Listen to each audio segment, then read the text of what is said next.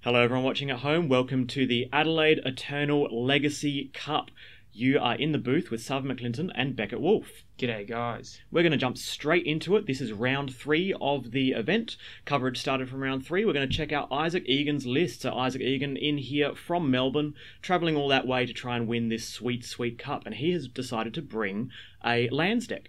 Well, it's turbo depths, but I think he was saying it's slowed down a little bit. It's like medium depths. I called it slurbo depths. Okay. Slow bro depths. Slow bro depths. Okay. Tier 1 name at the very least. Oh, yeah, absolutely. It was a Tier 2 deck, but it's pretty good. I think it's in a really good position. It could even be Tier 1, Tier 1.5. Oh, absolutely. Yeah. If you haven't seen it in action, it's all about creating a Marit Large and beating your opponent just in one turn. But obviously to do that, you need a bunch of support spells, either speeding something out with a Mox Diamond, recurring something with a Life from Loam, or shredding their hand with a Duress, or using Dark Confidant to just generate value. Yeah. It's sweet. Yeah, it's really good. I love the list, but what's Socrates on? Let's Socrates is the opponent. So Socrates is on Grixis Control, and I believe probably our favourite deck.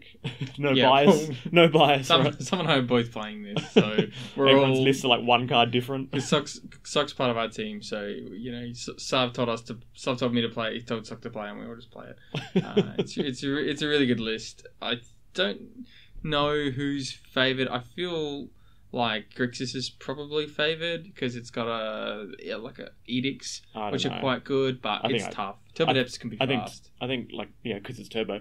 I think the depths is favoured, to be honest. I lose to turbo / medium depths all the time, or slow bro depths. Shall we see how the game turns out? We'll go down to the match. Yeah, let's get down to it. And it looks like the players have already started. Oh yeah, looks like we just caught them on turn 1. Yeah, I don't think there's any mulligans, and Isaac's led with a wasteland. So Socrates must have been on the play because it's his turn now. Yep. And he's going, all right, so he's gone ponder into the iconic 2 mana spell for Grixis Control. Yeah. As soon as they tap 2 mana on turn 2, you're like, well, it's a Strix. That's unless it's double black, in which case it's him. Oh yeah, but double Strix black is actually really good in this matchup because obviously it's a 1/1 flyer which can chump the Marit Large and buy some turns. Turbo Depths does have a way to deal with that, which is like, is it Sajiri Step? Sajiri Step, protection from like crop rotation into step and then get them. Yeah, it's another step, excuse the pun, for the Turbo Depths deck to do. Is that literally just what you said? Sajiri Step is now on the battlefield. Yeah, well, a bit early there, Isaac. Come on, mate. I'm sure he probably just didn't have anything that else. feeling when you're like, the 1 tapped land. No, Bajuka Bog. Okay, right. the 2 tapped lands in my deck and I draw it, so you just have to. And also, he probably ideally would want to hold that in hand, but I think he just needed to make his land drop. He might have something like Life from the Loam in hand and needs to use it with a green source this turn. Planning to crop rot it. But anyway, it's another step for the Turbo Depths deck to have to go through if they've got this the Strix facing off against the Strix. So Strix is a really good one from Socrates, and looks like Isaac might have played the step there because he had a wasteland heavy hand. So Socrates didn't crack his fetch lane, obviously making himself immune to wasteland for at least a turn before he has, say, Colligan's Command mana up. Not that, Colligan's Command is great against a deck with Life from the Loam, and you can just discard lands and later on loam back, but there is only 1 loam in the deck. There we go, Urbog. He's playing 4 Urbogs in the deck, actually. So that, because it's only green-black, so it makes his wasteland tap for black, this Sajiri tap for black, and also the Thespian Stage brainstorm in response to Inquisition. So Sock's probably trying to hide, I'm going to assume, a Diabolic Edict.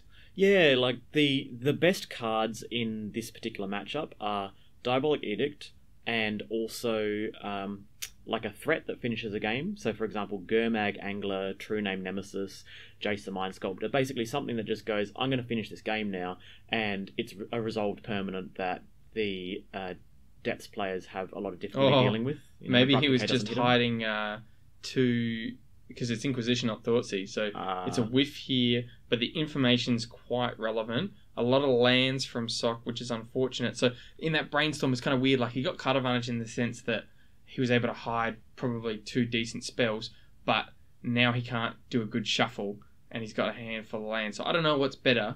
Do you force this because it's like I'd force bait? that. Because Bob's pretty good. Oh yeah, can you beat Bob? Like, yes, it's not his main game plan. That's the whole reason Bob's really good in this deck, is because it's the exact opposite of what Isaac's game plan is. But it beats a lot of other strategies. This is what it was. So it was hide the other brainstorm on top, because then you can make your hand better. So I see what he was doing, where he was kind of like, well, I've got a a land heavy hand or a land heavy brainstorm hand, and you don't want to lose the brainstorm. So he kind of goes, well, I'll hide the brainstorm, and then I'll be able to put away a bunch of lands afterwards, so that my brainstorm doesn't get inquisitioned. So that was just a miscommunication there about sequencing. So it seems like Socrates wanted to crack his fetch land or one of his fetch lands before he brainstormed.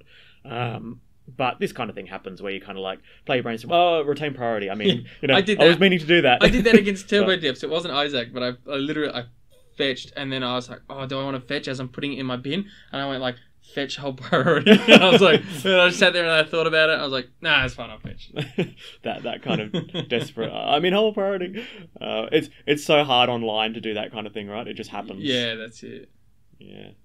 Oh, this is not an online tournament. This is a real life tournament. This is held in South Australia, and this is actually our inaugural Adelaide Eternal weekend at the beginning of April.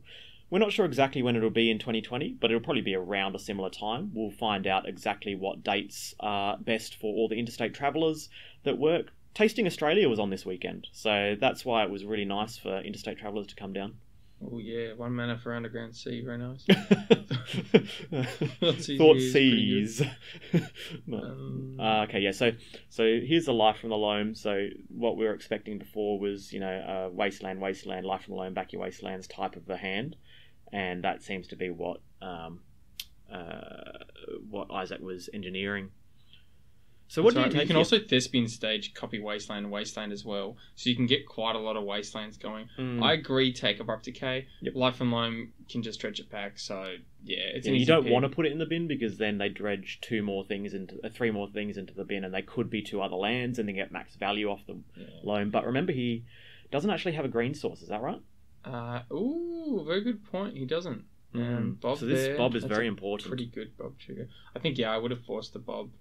I agree because of the way his hand was, but imagine if he's hiding Diabolic Edict on top, and Isaac was baiting him and saying, well, I want to eventually combo, so I want you to use your Edict on my Bob. Yeah, it's a tough one as well, because Bob switches on all the fatal pushes in Soc's deck, so he could arguably just say, well, I want to use a more efficient a more efficient like bad card that is better in this circumstance. So Mox Diamond is the green source. That's pretty sweet.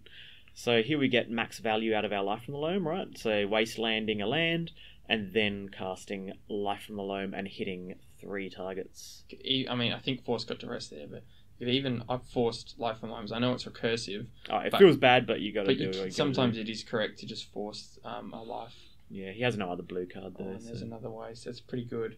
Yeah, the Mox Diamond was a really good. I'm not going to say rip, because that's exactly what Bob does. Exactly. Yeah. Bob's like, you know how you want to go, top deck, here we go, you just top deck that. Bob is just double top decks. It gives your opponent twice the top decks. That's right. So it's just the law of odds, you're just going to get got by Bob. Yeah, no, I think Bob's very strong here. What do you think about so this is really tricky, right? You've got a Baleful Strix.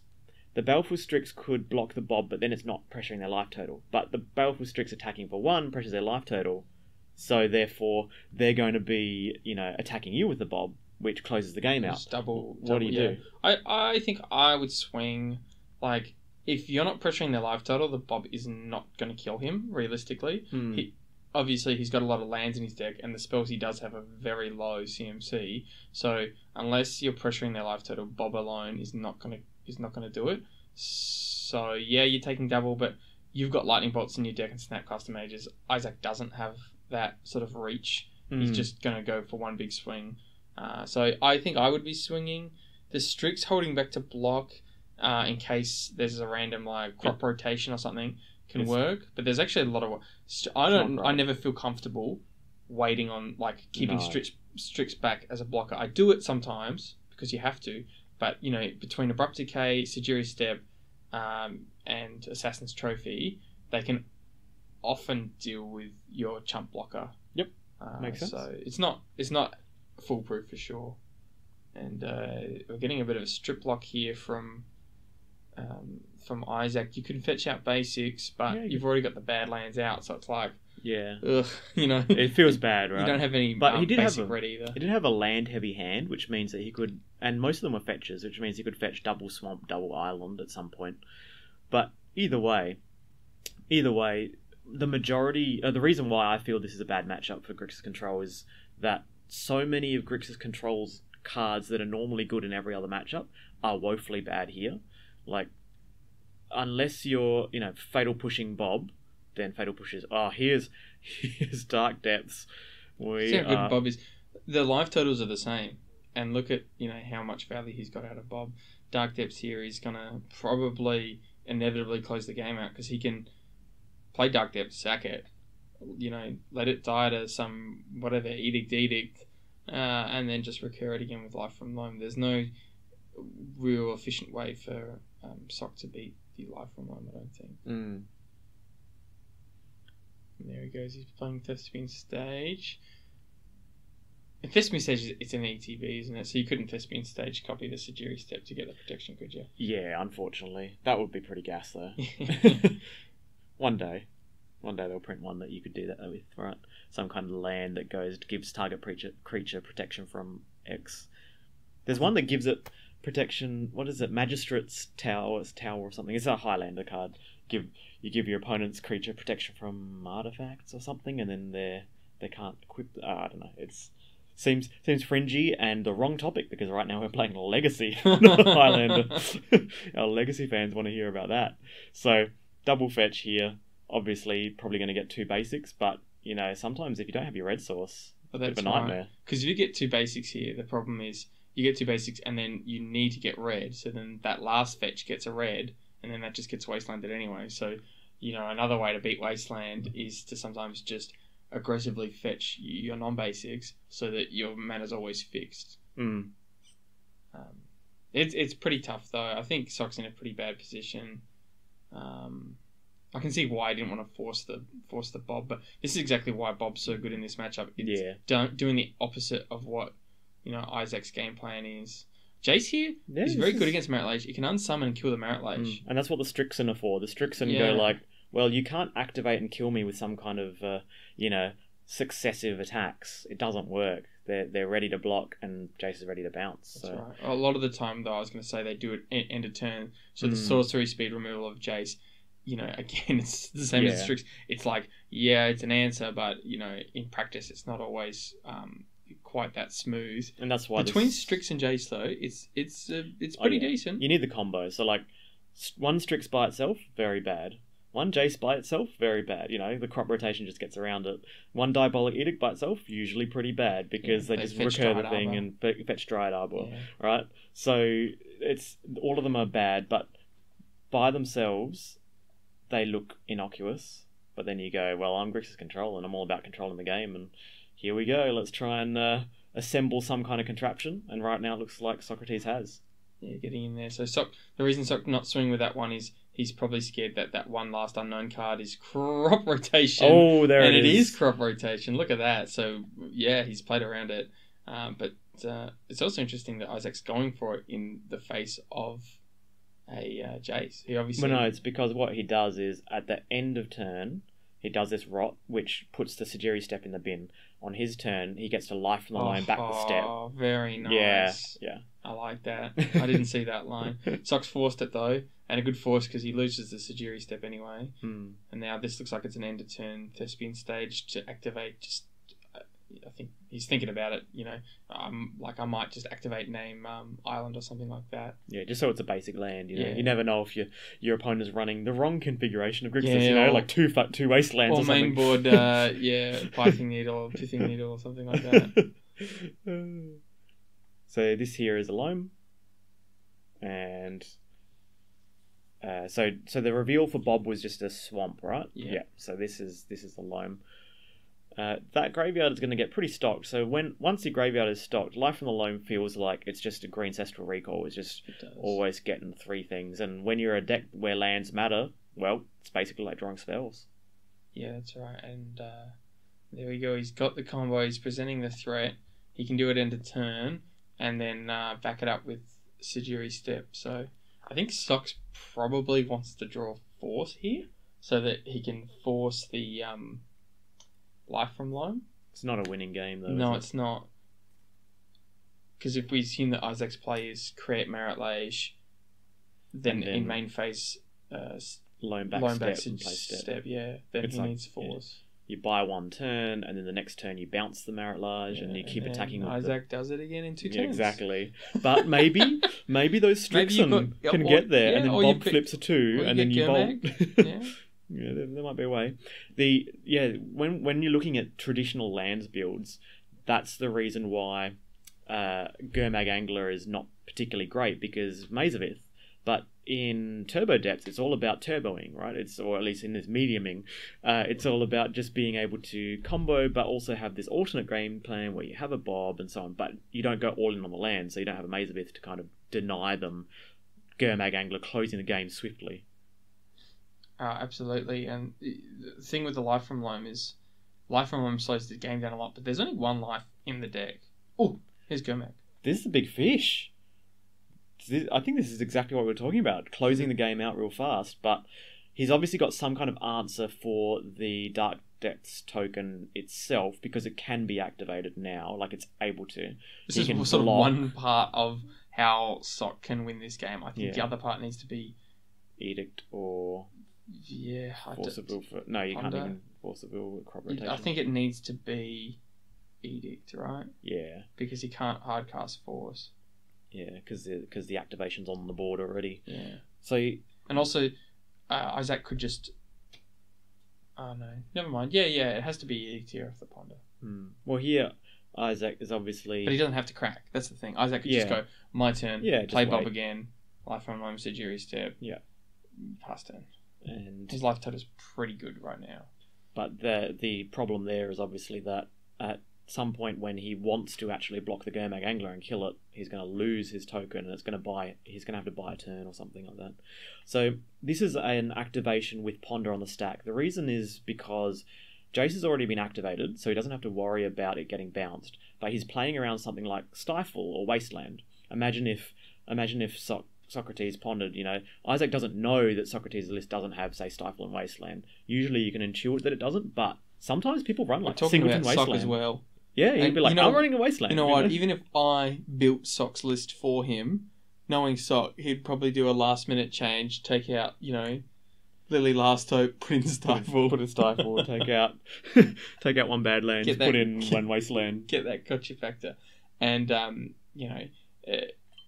if he's going to activate at end of turn anyway, then, as you said, there's no sorcery speed difference. Jace, there's no Jace that's going to unsummon it. It's Diabolic Edict, so it doesn't really make any difference. So, I think creating the token is entirely safe. Like, it's you hedge against that 1% chance that they're going to just do something weird. So this is a shuffle off the Ponder. Obviously, no Edict there, otherwise it'd be a snap keep, even if it was, 2 lands, right? Because he'd just be able to tempo them with the Gurmag Angler and the Baleful Strixon attacking. So that was a random draw, and it looks like it was a land to me. I don't know if I saw that clearly enough, but we have a patented Adelaide Eternal token on the battlefield there, business card. Yeah, she's a big one. Yeah. 2020. One 2020 token right there. What would you rather fight, 1 2020 token or 21 tokens? 1 2020. Okay. Really? I mean, I got Toxic Deluge, but yeah. But I mean, I've also got Jason someone.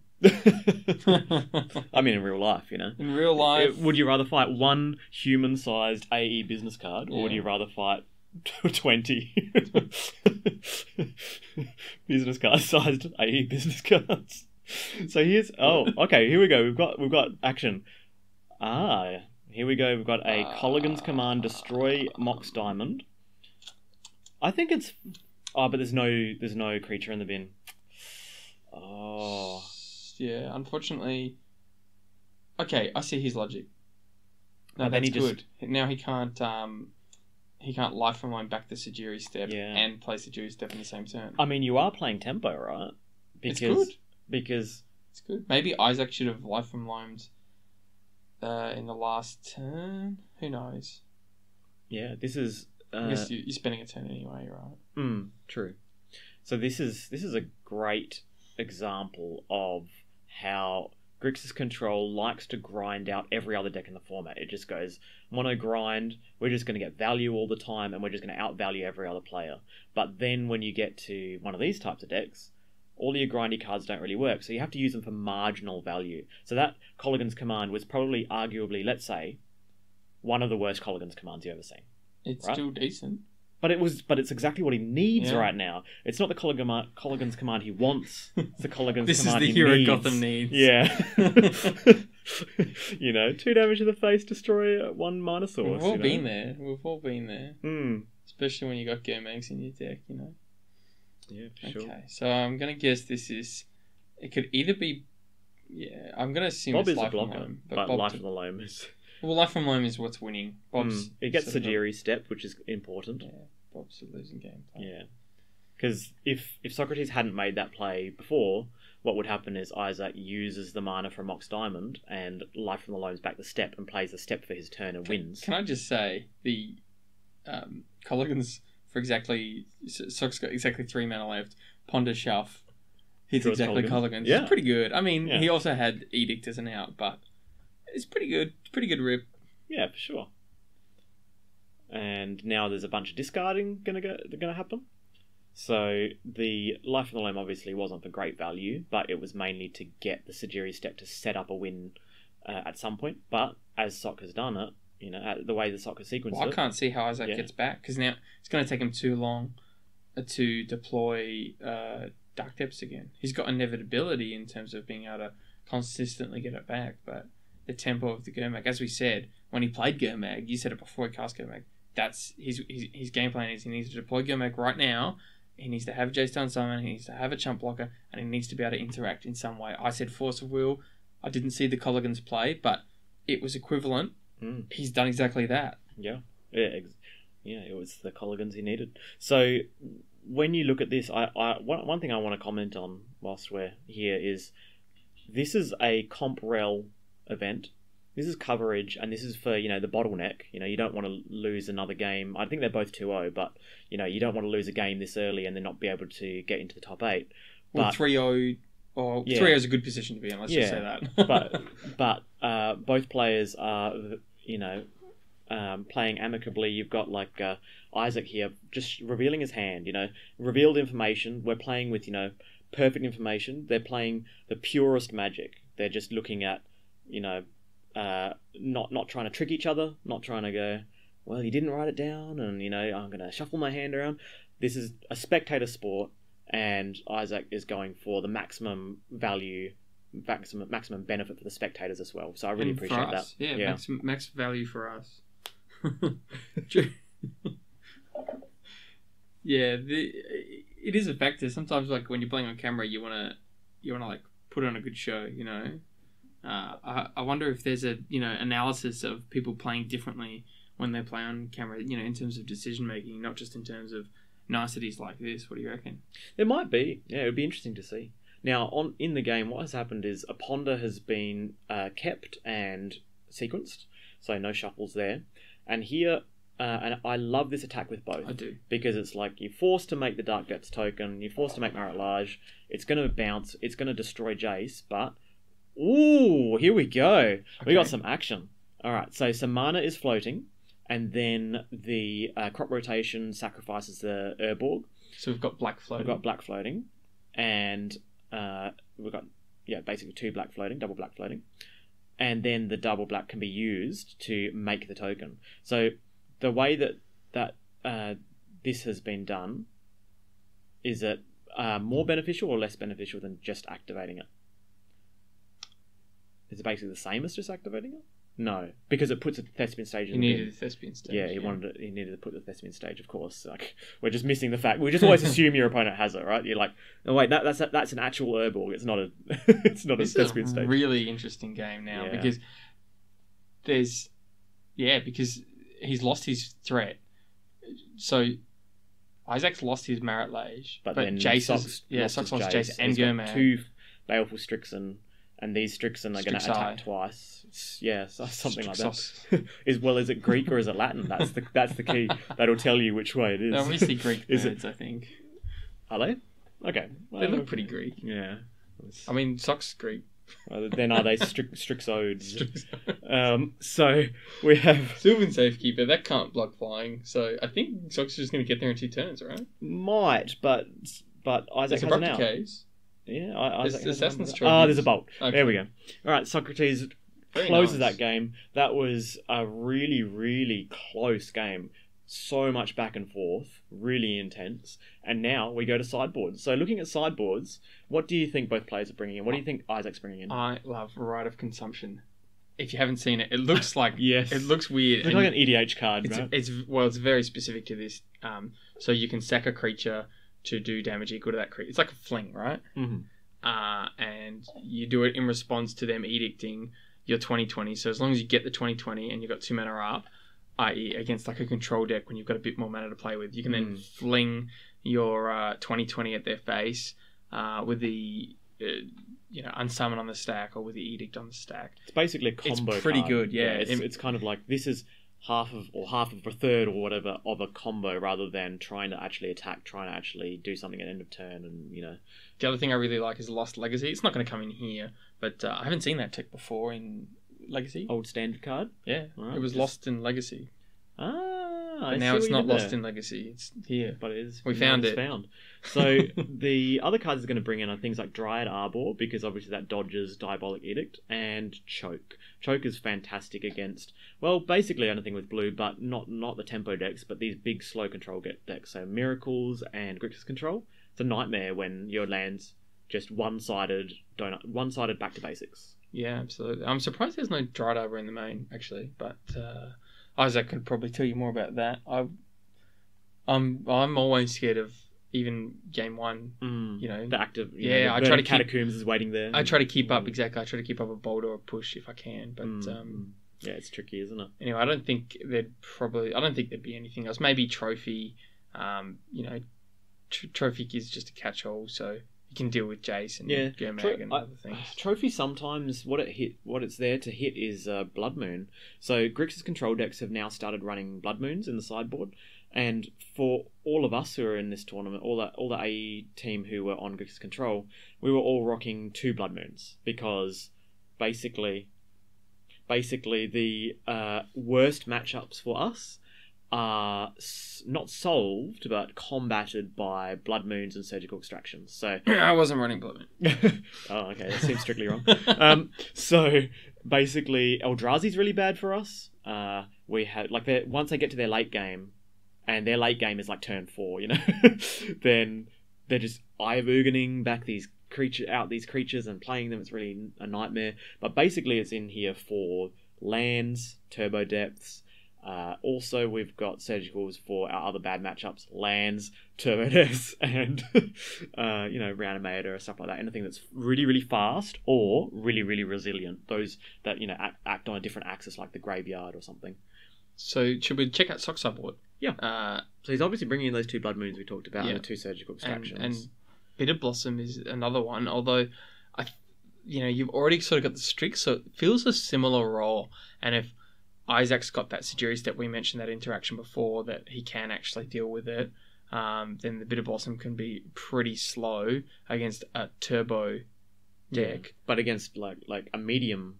Do you think he'd depths, bring it in? I think so, because it's basically like a Strix every turn. Would you play Strix every turn? Yeah, I think would I play would. that. Yeah, for free, because your life total largely is irrelevant. You don't get chipped by medium/turbo depths/slowbro depths. You get hit and you die. So your life total is gonna go down in chunks of 20. That's right. The other one he might bring in is Flusterstorm. I don't know if it's correct, but you could bring it in because flustering a crop rotation feels pretty good, and crop rotation is one of the scarier cards. As a control player, you're always constantly trying to plan, what you can and can't control. You're trying to, manipulate the board state as much as possible and have ultimate interaction. Crop rotation does it end of turn. It does it for 1 mana, and does it out of nowhere. It's really scary. It can also get Dryad Arbor, etc. for the sacks and stuff. It's a really, really tricky card for us to play against. So Fluster Storming it can be pretty good. Yeah. So he might consider that. Well, we definitely know what he's not bringing. Oh, here's the hand that's being mulliganed, I believe. Double Badlands, Diabolic Edict, no blue source. I don't know. You definitely don't keep it, but it's so close, isn't it? You know, you've got the basically edict. You're not going to be able to play. Oh, yep, this hand has. There we go. Thank you, Isaac. Nice. So we've got a nice mixture of lands, crop rotation. Like it's got the pieces. Vamp Hexmage? Yeah, I thought it was a Hexmage and like a hand disruption spell or something like that. Hexmage is cool. Hexmage can also kill Jace. Yeah, it kills Jason. Also blocks almost everything. Like that. It's got first strike, right? Yeah, because of the first strike, it blocks Snapcaster Mage. It doesn't block the flyers, I guess. So it basically blocks Snapcaster Mage. In this matchup, it's not as relevant. But in the rest of the format, right? Like against Death and Taxes, and they go, wait a second, all my creatures have 2 mulligan down to 5 for Socrates. That's going to be a little bit brutal. But he is on the draw, so drawing up to 6 is always totally a viable hand. You know? Yeah, that's right. And in the last game, we saw pretty grindy with Life from Loam, but there's only one Life from Loam. If Isaac doesn't get a Life from Loam hand, Isaac can be all in. You know, he's not playing a card advantage deck. He's playing a Turbo Depths. So, you know, he could go for crop rotation where you lose card advantage and then sack your 2 lands to make the 20/20. And Sock just needs one interaction to deal with it. Then he's not really worried about card advantage. So the hand was much. Ponder, Brainstorm, Lightning Bolt, land. Yeah. Right. Yeah. Keep that. Even though Lightning Bolt well, normally doesn't look good, but in reality against Hexmage and Dark Confidant, depending on the hand, it can be quite good. And Dryad Arbor. Yeah, exactly. So Inquisition off Urborg, Tomb of Yawgmoth, and we see exactly the hand that we were chatting about before. Ponder here, right? Okay, Brainstorm. My logic was because it's the bad land, so he's going to have to fetch to play blue anyway. You know, if Sock rips a fetch land off the top, then Brainstorm's better to pick. But otherwise, I think Ponder's probably better. Basically, I'm always pondering turn 1 all the time, right? Like, you're never brainstorming turn 1, so sometimes you just snap off the ponder, just so that you go... Even though... Basically, when you see Brainstorm, people often think it's like Hand Wizard and it just magically fixes everything. But sometimes when you're on a multi-5 and your blue source is a fetch land, it's not actually as good as the ponder. I've been holding my Ponders a lot later. The more I play this deck, the later I hold Ponders. I don't fire them off. I mean, the same goes with Brainstorms. I think that goes without saying, but I've been holding, if I don't... Just particularly game 1, game 2 is different, but particularly game 1, if I don't know what I'm up against, I just hold Ponders until even turn 5. You don't know what you want, right? Turn 5, because the later you get, the less mana efficient you have to be. And in the blind, you don't actually know what you want. Like you go turn 1 Ponder. Well, what am I actually looking for? You know. But even when you know what you're up against, like in turn 4, you know what you're up against, but you're like, well, if he plays Mirror Crusader, then I need this. If he plays Stoneforge Mystic, I want this. If he plays this, I want this. If he plays Mum, I want this. So you just hold the Ponders. You don't need to be that mana efficient in Legacy. Depending on the matchup, right? Yeah, for sure. You got like Death and Taxes, you just always snap. Just something I've noticed I've been doing, just more and more holding Ponders. Going for it. There it is. Yep. There's the token. Asking the question. I like that. You know that feeling where you're like, but my original 7, Socrates did a really disciplined mulligan, but in reality, it would have just paid off. Right? It's funny, yeah. No, actually, it wouldn't because it was Inquisition. Inquisition would have taken the Diabolic Edict. So. It's a really good start from. It looks very all in from Isaac, but that Inquisition changes a lot. And Strict seems good here, but how many times can Sock realistically ask the question? He's not going to be able to get up to Jace, so it's really just Edict or Bust. Yeah, sure. So, and now it's Edict or Bust off the top rather than the last 2 draws, right? Because he had Strix. Why do you think Isaac plays Thoughtseize before he puts out the... plays Thespian Stage before he puts out the Thoughtseize? Because he's not playing around Days or anything, so... And the opponent's tapped out, there's no Spell Pierce. Is he playing around Days, maybe? But then you don't need to... Oh, he is, if he plays the Thespian Stage for... No, either way, you don't need to. You just don't need to show it. But either way, the plan was to crop rotation. If there was nothing there, or even if there was a Force of Will there, you take the Force of Will, and then you crop rotation away that Thespian Stage and make a Sajiri Step. And if that happened a bit too quick, Sajiri Step was the play we talked about at the start of game 1. for protection. So there was pretty well no outs, and I think even without the crop rotation, there was not many outs from Soc, given the Thoughtseize. That was a nice example of what Turbo Depths is like. That's a Turbo Depths hand, even though we're talking about it being a bit of a slow bro / medium depths. That was what Turbo Depths used to be like when it was all in. And it's now still it's not like it's still pretty old. It can do it. There's a whole bunch of four ofs. Like you still got 4 Mox Diamonds, and you're playing 4 ofs of all the combo pieces. So it's still a very, very fast deck. Is there going to be any changes going into Game 3 from sideboards, given who's on the play? So now that Socrates is on the play, I don't think anything changes because there's so few cards that there's so many bad cards that you take out in order to put in the good cards, and there's not enough good cards to bring in that you don't have the benefit of being able to go, I'm on the play draw, I'll change these just slightly. So we're taking out Colligan's commands, I'm assuming. No, you keep in Colligan's command. What are we at least 2 Colligan's command. Well, we've got Blood Moons to bring in, Surgicals to bring in, Bitter Blossom to bring in. That's at least 5, right? Yep. What are we taking out here? I mean, you take out Lily Last Hope. Yeah, I agree with that. Yeah, Lily Last Hope is not great. As much as people go, but I can use it to kill a Vampire Hexmage or a Dark Confidant and so on. By the time Strix, but by the time you play it, it's like their Dark Confidant has already flipped 1 card, and also their Hexmage is an answer to Lily Last Hope anyway. So and even the Lily Ultimate, which is what I think makes Lily good. There's not many Planeswalkers I've ever ultimated, but Lily is one I've done, more consistently. I did it on the day, actually. That's even not that fast, considering.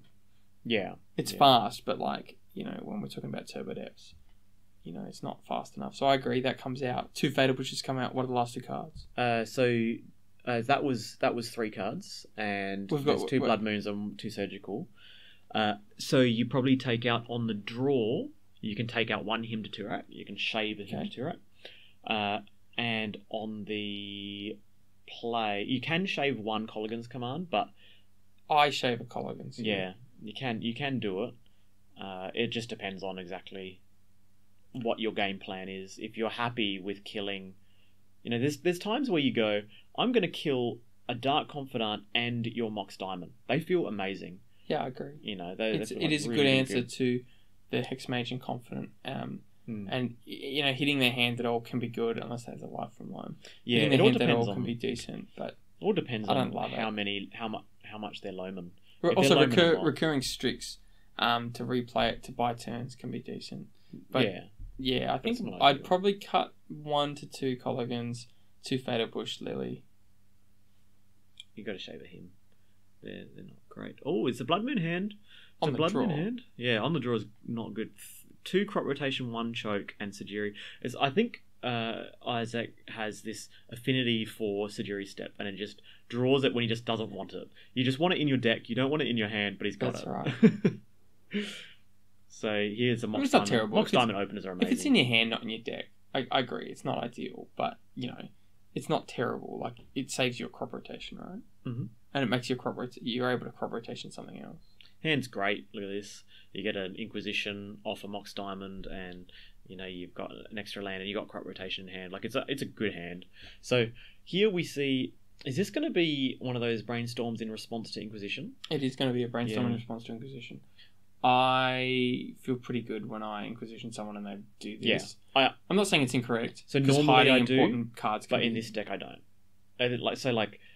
For Turbo Depths, they depending on the deck. If I'm playing Grixis Control and I Inquisition my opponent and they respond, and they're also Grixis Control and they respond by brainstorming, I'm like, sure, you just took the card I was going to take anyway, exactly, right? But when you're the one trying to combo and your opponent brainstorms, it's actually really... It is. Yeah, you're like, but I wanted to combo, and that means your what next 2 cards. Yeah, what are your next 2 cards? That's right. And it's not just what are those next 2, in a paranoia sort of like, I'm playing around 2-minute stuff.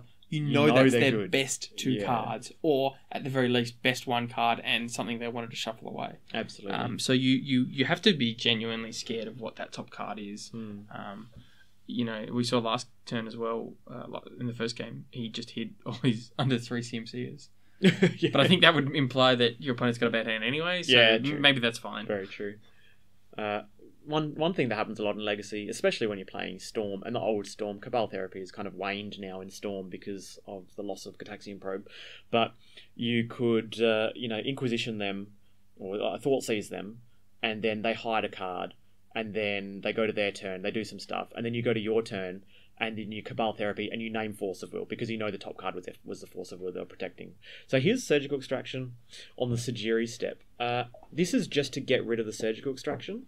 Right. Was it because he? Is it because he thought he's scared of Sajiri Step? And I think it's relevant. There's Sajiri Step. Obviously, you want to hit the Dark Depths, but because you've got so many Strixes and potentially even Bitter Blossom, this isn't terrible. Aussie, I guess he just didn't want it to get Inquisitioned. Yeah, it just depends on the rest of his hand. So, like, if his rest of his hand is bad, and that was the one okay card, and the other two cards on top from the Brainstorm are the good cards, then I like this, because you're getting rid of the card that he's obviously going to Inquisition. But if the other cards are okay and might be Inquisitioned, I think you let your opponent give them a chance to make a mistake rather than firing off the Surgical, because then it might be relevant that they don't take the Surgical. The Surgical becomes relevant later on in the game, even though they know it exists. I agree. Yeah. I found myself like letting hymns resolve, letting Inquisitions and Thoughtseize resolve, and then just trying to rebuild after that, rather than manipulating my hand with a bad Brainstorm or manipulating my hand with a bad Lightning Bolt in response because I don't want to take it. Just let them take it instead of making your good card bad and then them taking your other decent card. You just let them take one good one and then your other one's good. Like when your opponent they hymn you and you've got like Snapcaster Mage, Force of Will, and some other cards, and you're like, well, I think I just reveal it and hope that you don't reveal, I hope you reveal Snapcaster. So is that Colligan's Blood Moon Ponder Fatal Push land? Fatal Push should have come out, I think. Yeah, Fatal Push should definitely come out, but he's worried because each game he's kind of lost to Hexmage and to. But you can't respond when Hexmage is at its best. You can't Fatal Push it anyway. Yeah, for sure. So yeah, someone hymns you. You've got Snapcaster and Force, and then some other good cards or some other okay cards. Then you just go let it resolve and hope they hit Force and land, because otherwise, then you keep your Snapcaster. So Isaac doesn't take Blood Moon there because. First of all, Blood Moon's a bit slow. Second of all, he can fetch basics around it. And third of all, he can trophy it if he has to. And he's even got Mox Diamond. So sure. The Mox Diamond lines up really quite well against Blood Moon. Mm. Now, this is basically the opportunity for Socrates to have a Thoughtseize on that choke. Otherwise, it's going to be a nightmare. What is this, Baleful Strix or something? Bitter Blossom. I don't mind that. That is nice. This is interesting because a land here locks him out forever with the choke. Surgical now is really good. I think that makes Surgical a lot better because now the Bitter Blossom can... There's the land. Okay, here's a choke. So basically this game comes down to... Yeah, so that's what Isaac was like slow drawing that card for, because he's like, oh, this is a land. And Sokka's like, oh, I don't know if I should play this Bitter Blossom. But basic green there, yeah. I think it's... Blood Moon. I think it was correct for Socrates to just jam the Bitter Blossom and go, look, you're going to play choke, so be it. I agree. But because if Isaac whiffs on the land there, it's great. You've got the Bitter Blossom out, and then you untap, and then you can eventually draw a third land and play Blood Moon. Bitter Blossom is really strong when your opponent doesn't have Sajiri in their deck anymore. Really strong. Yeah. So I think that makes the Surgical a lot better. So that decision from Sock, probably good. And correct also from Sock to hide Blossom on top. But here we go. It's a good hand from both of them. That talk about runner top decks, but they were pretty much... Was that like Thespian Stage and then Dark Depths the minute after? Isaac didn't Brainstorm hide those two. Imagine if the top one was... Around. Imagine if the top deck Trophy was... gets Bitter Blossom, of course. Yeah, but imagine if the top deck was Dark Depths first, can't play choke, then the next turn gets a Thespian Stage, can play the choke, but Socrates is untapped, and then he plays a land and he plays Blood Moon. Yeah. That's the way... Totally the exact Thespian Stage into Dark Depths was really, really good. So here's a fetch for a basic swamp because the swamp untaps. Yeah, and I think it's unfortunately the Assassin's Trophy's got the Bitter Blossom there, so I don't think Blood Moon's going to be able to deploy because of the choke. So yeah, we largely forgot about the Assassin's Trophy. Yeah, I was just thinking on Blood Moon, but it doesn't need to, does he? Because choke's Choke effectively deals with Blood Moon now. Yeah, game's largely wrapped up by now, to be honest, right? Yeah, that's what I think too. There's almost nothing. Basically, Grixis control has no answer to choke once it's resolved. If the last two cards are Land Edict, but even then, Crop Rot gets Dried Arbor, so I think it's done Schnitzel. Schnitzel was fried. So. Done Dizzle. So this is an activation of the Thespian stage, creating a Maritage. No land drop yet for the turn. So which token's better? There's a land drop for the turn. All right. You know, there's a situation where your opponent can have a Blood Moon. No, these don't untap. That your opponent can have a Blood Moon out, and then you play your. That's better. That's actually probably a smart way to do it. Unless you have days, and you sometimes forget. They play their Dark Depths that has no counters on it, and then they destroy the Blood Moon with Assassin's Trophy, and then they make a Maritage. So here we go. All right, unless it's Land Edict, and No, even if but it even is, then, yeah. even if it is, Crop Rot gets it. yeah. I think it's all well and over. Mm-hmm. So this is here it comes. Ooh. It's coming. Oh, yep. Here we go. Get Thespian Just stage. proactively? Just to have it in play. But then Fatal Push end of turn. Oh, okay.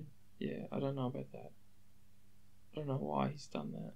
He wanted No, black. he might. His last card might be Assassin's Trophy or Abrupt Decay or something. It's to be black.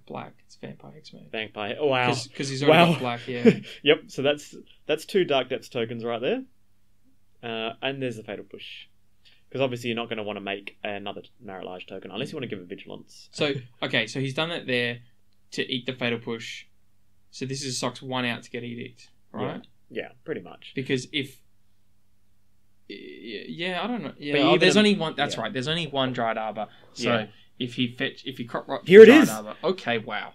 Yep. And now we got it's Dried Arbor. Crop Rotation, the land away. Edict is on the stack. And if the Dried Arbor has been sideboarded in, then this is... Could Sock have done that main phase, though, while he's tapped out? I think he could have. because he was tapped out. Yeah. There we go. And that's a good game by all. So thank you very much for watching round 3, aka the very first round of coverage of the Adelaide Eternal Legacy Cup. I've been Sarven McLinton, and this was Beckett Wolfe.